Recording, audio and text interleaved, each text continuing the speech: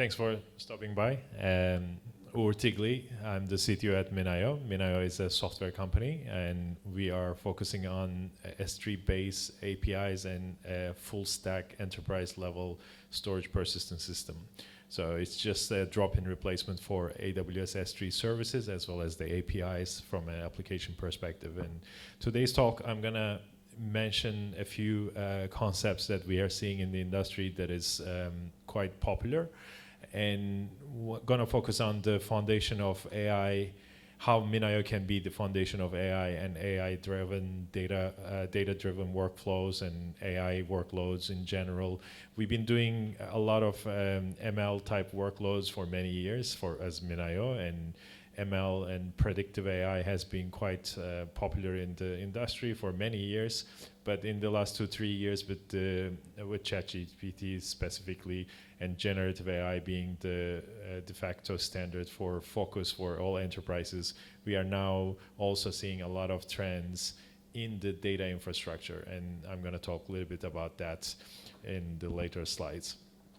The scale is the biggest difference that we see in this way around, meaning maybe 15-20 years ago, people were doing machine learning, and big data was also a big trend, and people were trying to figure out how to get value out of their data that they hold in large enterprises, in public sector, in government agencies. But this time around, every enterprise is working with hundreds of petabytes, and the generative AI demands a lot more data, just for training, for pipelines, wherever you look at it, from model training to RAG and LLM type of an approach, you need just more data. So this time around, the scale is different. Petabyte is the new terabyte, and that's kind of what's changing in the industry, and we are seeing that tremendously at the infrastructure level as well. Performance at scale is very important. So there's a big difference between having performance in a small scale in the appliance world, especially in the storage industry. In data storage, we have seen this. People used to build 20 years ago, 15 years ago, refrigerator-size appliances for data storage, and that doesn't have to be performant. And when you have the performance envelope within the low-end hardware and it's one rack, you don't really need to worry about scale and linear performance. But having great performance at scale is very important, and at MinIO we do this best. And in the AI workloads that we see, IOPS and throughput is critical, whether it's the hungry GPU problem where you need to feed the GPUs with a lot of data so that you don't have idle cycles, or you have it in terms of vector database performance or pipeline performance, you still need a lot of throughput. And the performance at scale, at very large scale, when you're in 100 petabytes or so, is very important, and we do this very well. And I have some numbers in later slides which we can go into the details. The technology choice matters. This is similar to the point that I made about appliances in the industry. When you have one rack of an appliance that could perform at that scale, but when you have SAN, NAS, which are legacy technologies meant for within a data center type of a use and not really reachable from across the globe type of use cases, you need to really think about which technology is best for these new workloads, specifically for AI. And the last point that I'm going to make in this slide is about economics and performance. So the economics at performance is important. So nobody has an unlimited budget. For the performance that you're getting, you have to think about the cost as well.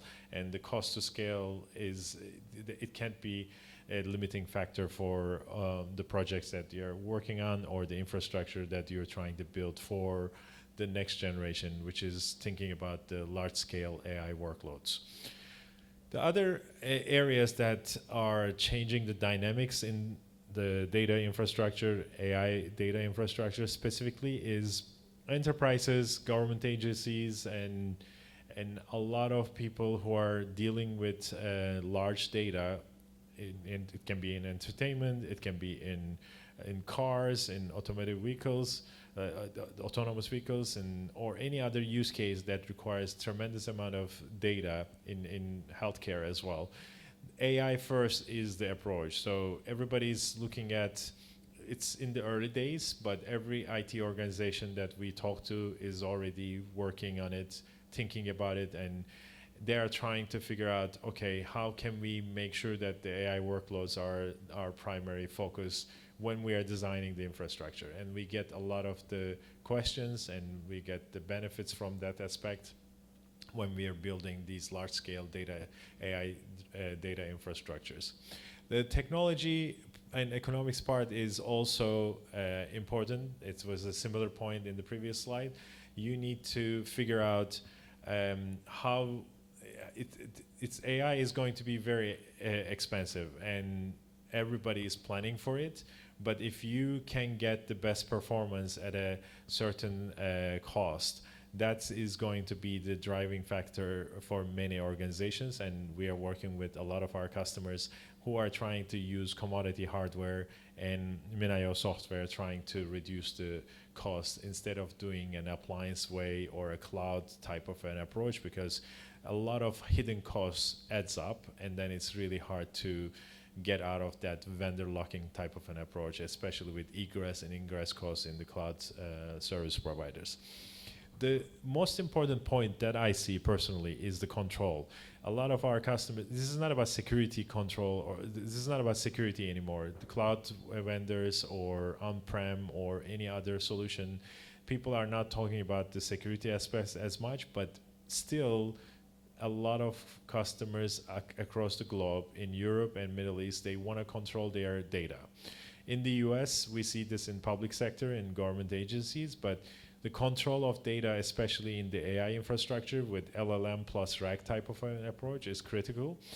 The competitive edge in enterprises is in that internal data, and combined with commodity. Today, LLMs or models are commodity, so when you combine the internal data together with a public LLM, you get the accuracy is better, you get the data that is, or the answers that are relevant to your customers or to that application. And more we see people trying to control because of that, as well as controlling the infrastructure. If you have NIC cards that are 100 gigabit and you're using fully to that extent on an on-prem deployment, that is controlled, that is better compared to a cloud service provider where you share resources, and sometimes people don't like that approach. And the bigger part is nowadays 100 petabyte is the building block, and we see this again and again across all of our customers. The number is a huge number, but when you look at the projections in the 2-3 years out, 100 petabyte being the building block is coming closer and closer. We only have 1 or 2 customers that we work with thinking that way, and those numbers are reasonably normal numbers for them, and the rest of the crowd is very fast catching up. So the part about why MinIO in this equation, in the changing trends of generative AI, AI infrastructure, AI-driven data workloads, why object storage and why MinIO? MinIO is an open source company, and we've been quite popular in existence about 10 years, and a lot of people use us for various use cases and workloads. But the AI workload is a critical one because a lot of people see the performance aspect and the cost efficiency part of it at scale, and those are the main drivers for us. But before that, we also seen a huge change that was in favor of object storage, and that's S3. Amazon opened up the pathways for us for having a de facto standard API for the application world to use S3 as a standard. And Google Cloud, for example, has a version or a derivative of the S3 specs or S3 APIs for their own. Azure has their own blob storage and their own APIs. But Amazon has been S3 has been the standard for many people to use from an application integration perspective. And that's allowed developers to think very differently, and object storage became the primary storage from that perspective. And when you look at the other features that we have and object storage provides compared to legacy SAN and NAS.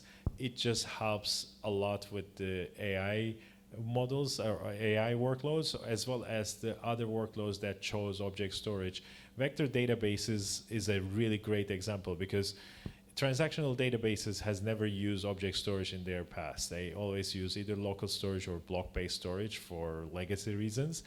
And if you look at the last generation of databases, which are vector DBs, Milvus and LansDB, they all use object storage, and they use MinIO specifically. In their documentation, they recommend MinIO. And the reason is because object storage is superior to SAN and NAS, and it's very cost efficient at scale, specifically MinIO from a performance perspective and what you get out of the systems that you have that are commodity. And also, it has all the enterprise features that you require. Replication, active-active replication. It has strict consistency, which means your data is committed to the physical hard drives, and then your application gets the OK. It has continuous data protection, versioning, which are the snapshot functionality versus having versioning and then using that for replication, which provides you a point in time. It's essentially continuous data protection if you want to use replication and versioning together. And then it's the scale. The scale is very important, and at scale you need to have a software or a solution that is not complex. MinIO is known to be the simplest solution in the industry. We have other competitors that are notoriously known to be very complex to install, to kind of feed and care during operational when they're in production, and tons of customers of ours just choosing MinIO because they love the simplicity to the problem. MinIO software can be downloaded from our website and installed in a matter of minutes, essentially on a laptop or a sandbox. And when they go to production grade deployments, then they come to us and get our help for sizing and how to deploy it in a large scale. As I said, we've been around for about 10 years, and MinIO has been very popular. In aggregate, if we track the GitHub stars as well as the amount of Docker Hub downloads that we get, and in aggregate, we are now reaching closer to the 2 billion mark, and that shows us how it's been keeping up. We look at those numbers as more of how popular we are in terms of the community version and how popular the community is, but more importantly, we have more than 300 customers that are using our enterprise grade enterprise object storage today. So that's the popularity of MinIO in that sense, and how important it is part of that new stack that everybody is trying to build with the new AI workloads. Before getting into the AI and how the picture changed with generative AI, I want to talk a little bit about how we started in the data lake and data infrastructure. Thanks to S3 APIs, and MinIO, as I try to explain, is S3 APIs from the front end to the applications, but the full infrastructure solution or the full stack data persistency layer, just like AWS S3 for on-prem, for any cloud service that's running. You can run it on Kubernetes, you can run it on VMs, but when it comes to the data infrastructure, a lot of people has been looking at appliances in the modern, not so modern, but in legacy world of appliance data lakes or data warehouses. And there has been a huge shift with Starburst, with Trino DB, Dremio, and query engines. The modern query engines has always been in favor of using S3 as the API to connect to the cloud vendors, specifically AWS to start with, but to the others, as well as using different standards than the known ones and writing into the storage layer. And most popular ones we see in the industry, of course, the data format part is just a competition between different formats, and Iceberg, as many people know, is kind of the most popular nowadays, and the war between Delta Lake, Hudi, and Iceberg is kind of over. Everybody accepted, just like Kubernetes being the orchestration of choice 5-6 years ago, and others are not in existence anymore. Iceberg is the most popular.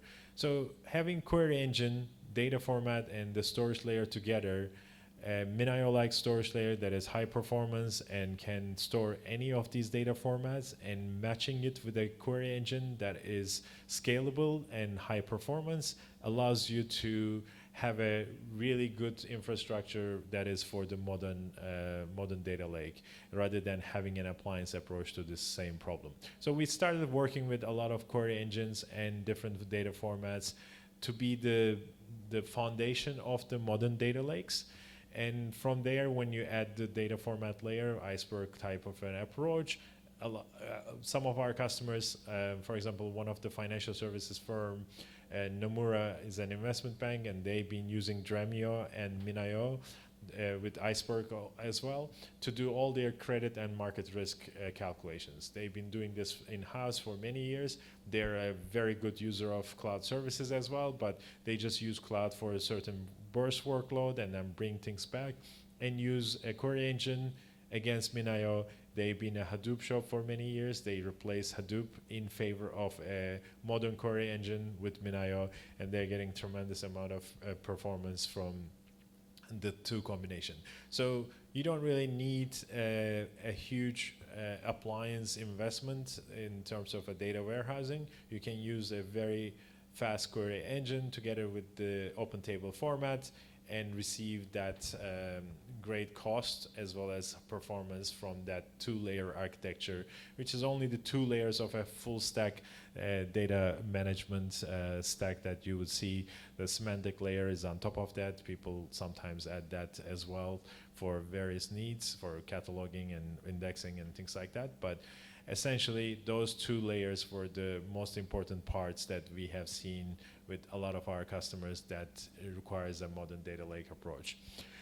The point that I made with generative AI, it's always been predictive AI, and it has been known to many of the infrastructure folks as well as the application side of the house, that people always use ML, big data. Hadoop has been there for the last 20 years or so. So there has always been an approach to predictive AI or machine learning, and the MLOps pipelines and everything has been an entity that is known. But generative AI changed the dynamic and expanded the picture. We talked about modern data lakes, how persistent layer MinIO can be the object store for the data lake. Data warehousing with open table formats is on top of that. But generative AI expands this picture into the side where the pipelines are used for generative AI purposes as well as vector databases, because in order to have a RAG plus LLM type of an approach or any kind of a prompt or a chat GPT style application that's going to acquire information and inject that information, increase the accuracy with your internal data and document corpus, and all of those things needs to be done in a vector database.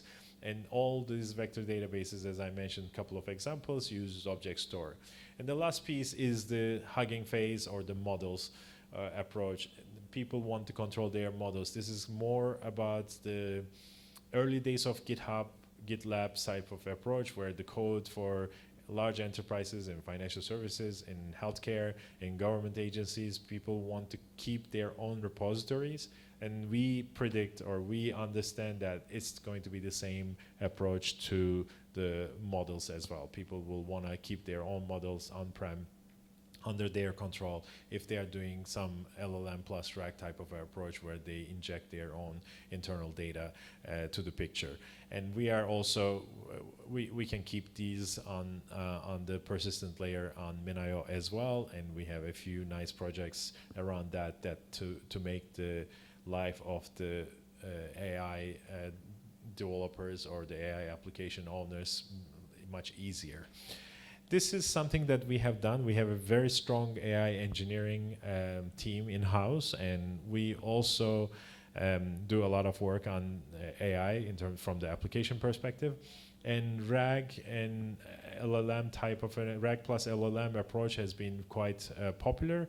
So what we have done is some of our engineers built using 5 or 6 different components, and this is all public, and he even put it on his own GitHub page, and we talk to our customers and give this as a reference and encourage them to do a POC in various applications and use cases. So using all of these components, I'm not going to go into details, but essentially you're using your custom corpus of data and store these documents in MinIO. And AWS S3 spec has a very nice feature, and MinIO implements them as well in a very good way. And it's called bucket notifications. And using these bucket notifications, as you receive things into a bucket, it triggers a notification, and this notification can be used to post-process events, and this is very useful in this scenario. You can just use these bucket notifications to do your document processing as a webhook, or chunk processing, the chunks that you're going to put into a vector DB. And from that on, you circle the whole model, and then you can inject using LangChain and other things. You can automate them, put all of these together. The logic is there, and some of the details is also on this GitHub page that I have in the slides, and we can share with anybody who's interested. And also we help our customers and about the whole approach to this problem, and they can POC it very fast, and then from then on, our interest in this whole model is all of these pieces, as I mentioned, use MinIO underneath, and as they go into production and have their workloads on top of MinIO, we benefit from that. So essentially, we encourage them to do these POCs using those open source components, get to a level, and then think about it for their internal use cases and go to production with that. So that's on the RAG plus LLM side. But when they go into production, they also think about the future. We have seen a lot of the customers thinking 2 years, 3 years out. As I mentioned, 100 petabyte is the new terabyte range. The 10 terabyte, 20 terabytes are not being spoken because those are like the device capacities anymore. So the building block, the new building block is not even the 1 or 10, it's the 100 petabytes for the next 2-3 years if you're really trying to design an infrastructure. And we have put together an AI infrastructure that has all of the racks, the type of design for the network, number of servers that will yield this much usable storage from an AI perspective at large scale. Of course, smaller or medium-sized companies can take this scales this down, but the approach is very much the same. Commodity hardware and MinIO software, you can achieve tremendous amount of speed as well as cost efficiency. Talking about the performance, we have done a lot of benchmarking, but even in benchmarking, we go up to 32 nodes or so. This one is from one of our largest customers, and before they went into production, they did some of our benchmarkings, the same benchmarks we use for internally. And they have, in our benchmarking, about 32 nodes gave us 325 gigabytes with capital GB throughput performance. That was a great number for a 32 node benchmark. But if you look at this, this is 290 servers, and it's nearly 10x, 9x of the benchmarking, maximum benchmarking we have done. And with this customer deployment, they were able to achieve for the gets, for the reads essentially, 2.2 terabytes capital TB. That's tremendous amount of throughput, and this is for that distributed training GPU, hungry GPU type of problem. If somebody wants to really use GPUs as actively as possible, they really need to think about the persistent storage part and the throughput aspects of it. Having different protocols helps you with CPUs and other CPU cycles and other things, but the throughput piece, that having 2 times 100 gigabit network on these servers, going one hop or very low latency into the GPU servers, really critical, and getting these throughputs is not impossible. It's very much possible, and they are getting more and more actually as they add more nodes into their clusters. So these are two big examples. The right one is exactly the one that I just was talking about, one of the biggest private cloud AI deployments in the US. And they are doing 33% of the this automaker's car data. It's video, telemetry, log files that whole distributed training needs to be. It was done in non-video data before, and when they changed algorithms to go through the video files as well, it tremendously increased the capacity, and the throughput needs went up as well. So it's 2,000 nodes deployed so far. 520 is kind of the building block. Before they went into that 520, that 290 number is kind of the early scale, early testing of the infrastructure, or before they went into production, trying to see what they can get from the infrastructure. The left side is a threat detection. It's a very popular company.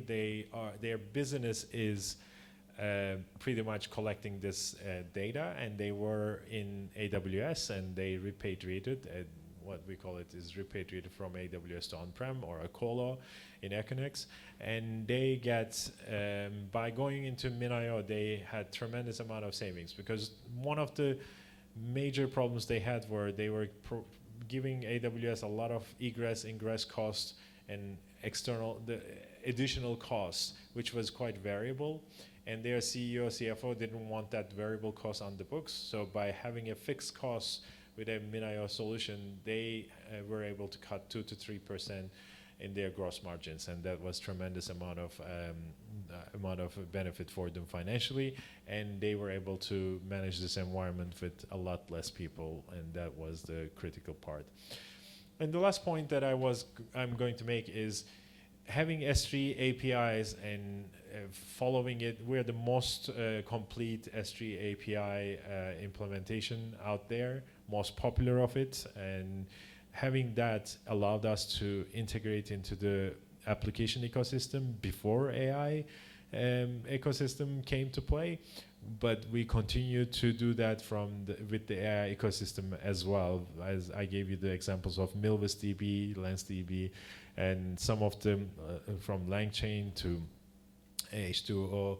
We have integration from day one because of the S3 APIs partially, but also we have done specific work with them, and they like to use MinIO out of the box for all of their on-prem type of deployments. So because of that, we have a tremendous advantage, and the ecosystem provides great leverage for us when going into different use cases. And AI ecosystem and AI workloads is the same approach for us, and we get the benefit there. With that, it's kind of the end of the presentation, so I am here for any questions if you have any. Cool. If no question, thank you so much.